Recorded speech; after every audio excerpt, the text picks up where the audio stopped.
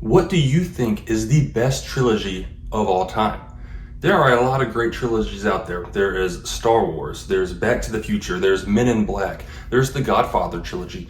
To be honest, I have not seen those, but I've heard they're good. I've tried to watch them a little bit, but I just never got into it. But the best trilogy of all time, in my opinion, is The Lord of the Rings. And through this video, I'm going to kind of go through the different parts of the movie, or really all three of the movies, that make them my favorite. Obviously, everyone's going to have a different opinion, so if you agree with anything, please let me know. If you disagree with anything, let me know as well. And let me know in the comments also what your favorite trilogy is.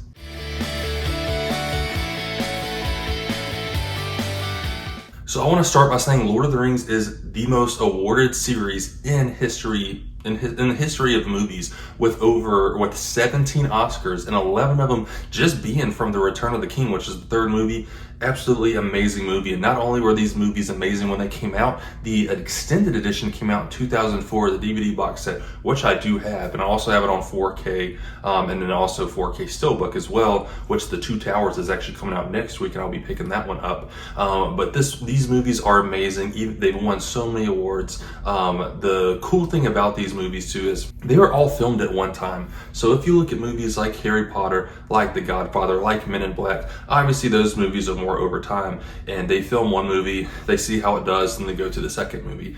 They took a big risk with this one and filmed all three at once. So if the first one was a flop, they already spent their whole budget on all three movies. So all three movies were filmed in a 438 days in New Zealand, just together. One of the cool things is there is a scene with Frodo and Sam together in The Return of the King where Gollum kind of manipulates Frodo into thinking that he's the one stealing the bread, making it seem like he's the bad guy. And Frodo and Sam are talking back and forth, and Frodo asks Sam to go home. The cool thing about this is they are not actually next to each other talking. That is filmed a year apart. Frodo's was filmed first because I think they had it ready, and they didn't have Sean Astin film that scene for another year later, which is awesome to see just how the actors could turn on and off those emotions, because that was a very emotional scene. So just seeing how great the actors, and that's a fact I learned pretty recently. I thought that was really, really cool. So the director of Lord of the Rings is Peter Jackson. He is a brilliant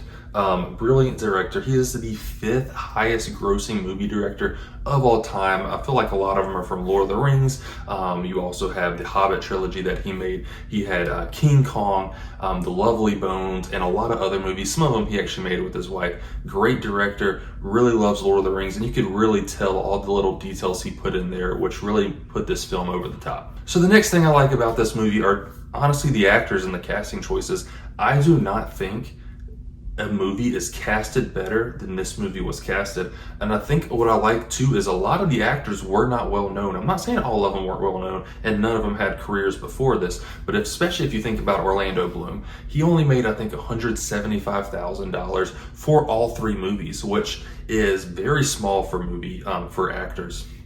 But through this role, he got Pirates of the Caribbean. He made millions off of Pirates of the Caribbean because this role brought him out. You have Elijah Wood as Frodo. He had some stuff before that, but this one definitely made him bigger. You also had Sean Astin, who he was pretty big before. He was in Rudy. He was in now it's blanking, The Goonies. He was in a lot of good things as well. But the other two Hobbits, Billy Boyd as Pippin and Dominic Monaghan as Merry, they were definitely smaller, well known, and Viggo Mortensen as Aragorn as well was just perfectly cast. Then you have Ian McKellen as Gandalf. Could not think of a better Gandalf. There's a lot of stories too about who could have been in those roles before they picked them. They had Nicolas Cage. That would have been absolutely terrible. They had Sean Connery maybe as Gandalf, and there was a lot of other ones as well. But just I can't imagine who they picked is anyone different. I can't imagine like a Sean Connery. I can't even imagine Nick Cage in that. That would have ruined the movie. I like Nick Cage too, but it just would have been a terrible pick.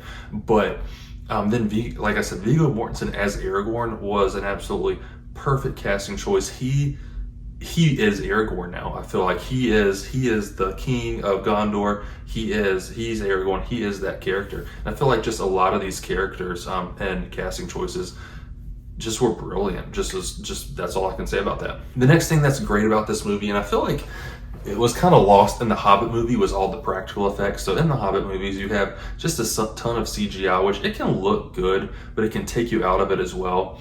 So like all the Uruk-hais, everything, or most, I mean, obviously there's still some CGI, but a lot of things they filmed were practical effects. And one of the things that stood out for me were the Uruk-hai, the orcs, were people just in orc heads or costume and stuff, which made it look so real. And it's just that energy from those actors you can't really portray through CGI. So I saw actually a video a couple weeks ago where they were fighting, and this was at the end of the Fellowship of the Ring when all the orcs were coming on Aragorn, and they were given a speech on, or like the stunt director was given a speech on, like, you're here to kill, you're here with a ton of energy. And he said he was scared because all these orcs, he didn't feel like they needed any more energy. And after that speech, you could just see it in their eyes. And I just feel like those little things right there brought like the realness to the movie that you didn't get in The Hobbit. And just another thing that really put that movie over the top. There's a couple things I saw. They had over 1,000 Hobbit shoes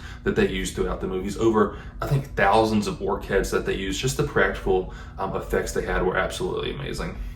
I'm going to just say absolutely amazing for everything because my vocabulary is not big, so sorry about that. I'm not usually a reviewer, I usually do reactions, but I feel like I had to talk about this one. Next thing is the score. You have Howard Shore, absolutely amazing in this movie. He is in other movies. He does The Aviator. He works with Peter Jackson as well with King Kong. Panic Room, he does Big with Tom Hanks, and also Silence of the Lambs. But I just think every single song in this movie fits perfectly with what you're trying to do. They said he wrote, when he was trying to do the score, there's a little bit of the first and second movie that was already filmed, and he watched scenes from that and just made a ton of scores just based on the different scenes and stuff, which is where he got all of his scores from. But with me, music can definitely take you in or out of a movie.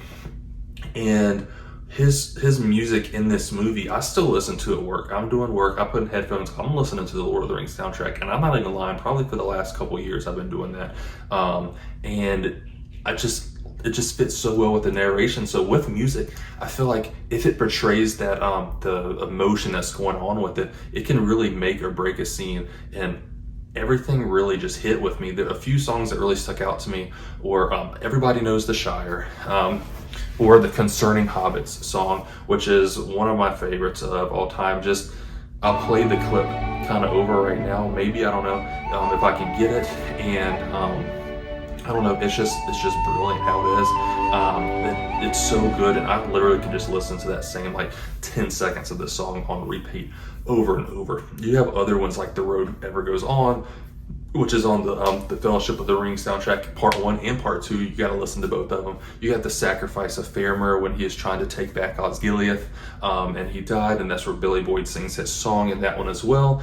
And then near the end of the movie, you have Journey of the Grey Haven. This is where Frodo leaves the hobbits. That he has that emotional goodbye with Pippin, Merry, and Sam, especially with Sam. And when they leave, they're crying. The song's playing, and it's just, the music for that scene is absolutely amazing. If you don't watch the movie, at least watch the scenes with these scores in it. It definitely brings it to life almost through music.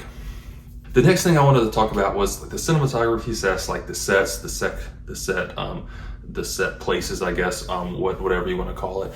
New Zealand was an absolutely amazing place to set this, and this movie makes me want to visit New Zealand.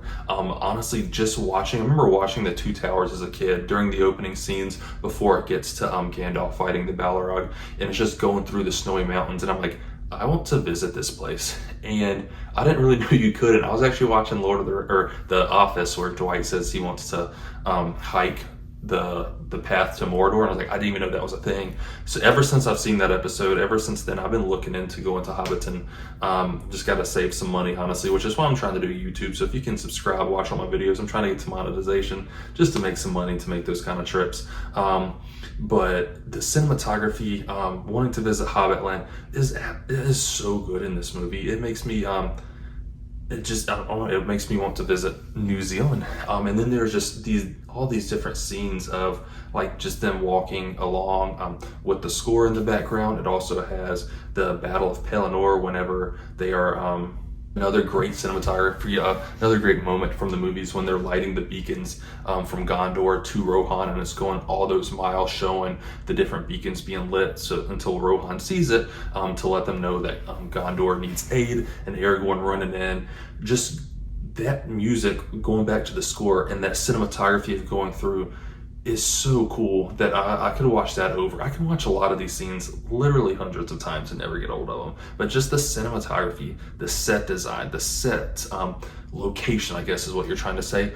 All of that is awesome. Another cool thing with the sets is I just found out that the Mines of Moria, when they were right outside the Mines of Moria, they actually filmed that in a car lot, which watching the movie you would never know. And there's just behind the scenes on those DVD extras that you see that it's just how they made this movie is mind-blowing.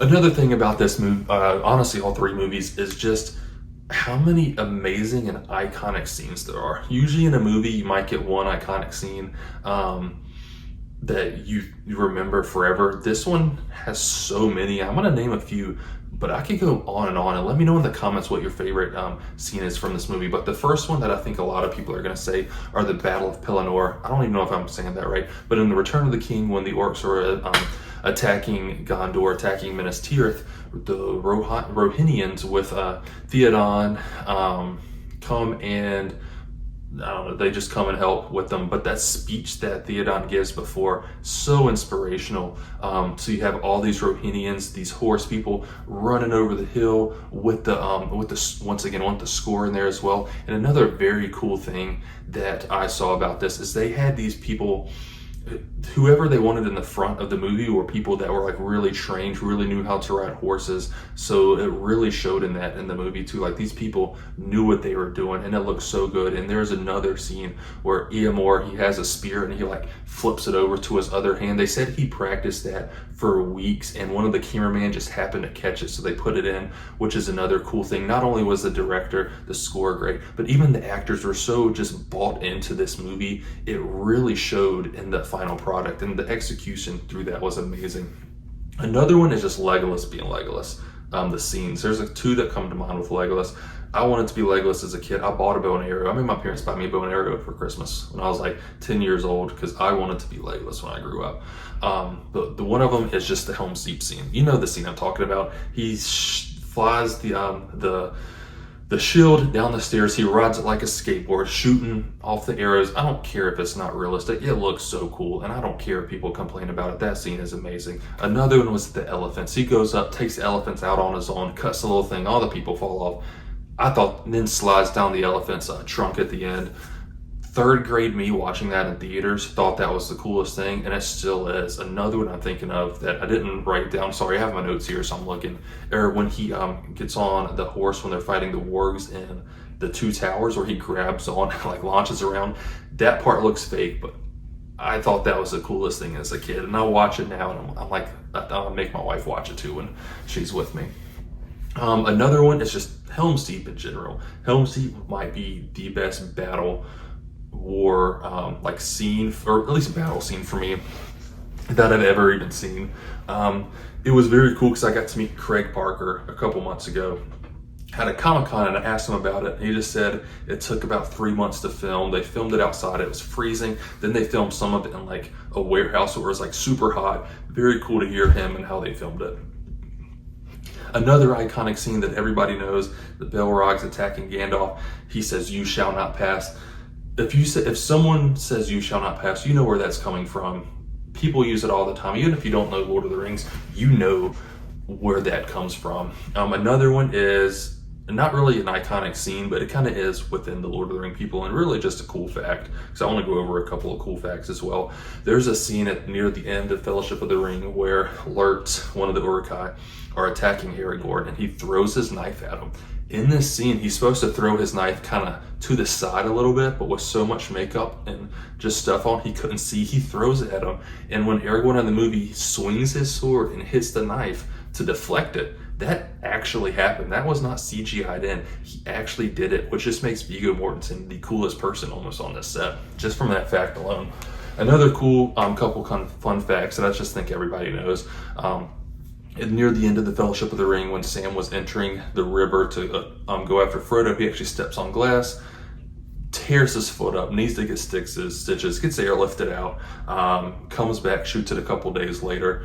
And then also, everybody's going to know this one, Aragorn in the Two Towers, when he kicks the helmet, he breaks his toe. If you did not know that, you live under a rock. But overall, these movies are amazing. They were my childhood. I still own a lot, like the movies. I still collect some, like the memorabilia, like toys, collectibles, and all that as well. These movies, all three of them just come together. J.R.R. Tolkien wrote such a great story that, and Peter Jackson, I think, put this trilogy so well together, just to create this iconic masterpiece that I don't think can be outdone. They had great characters, had a great story, the music was great, and just the execution from every single person involved was amazing. That is me and why I think the Lord of the Rings is the best trilogy ever made. Like I said, I'm not the best reviewer, so sorry about that. I hope you enjoyed this video, though. If you agreed with anything, disagreed, let me know, and let me know what your favorite trilogy is in the comments below.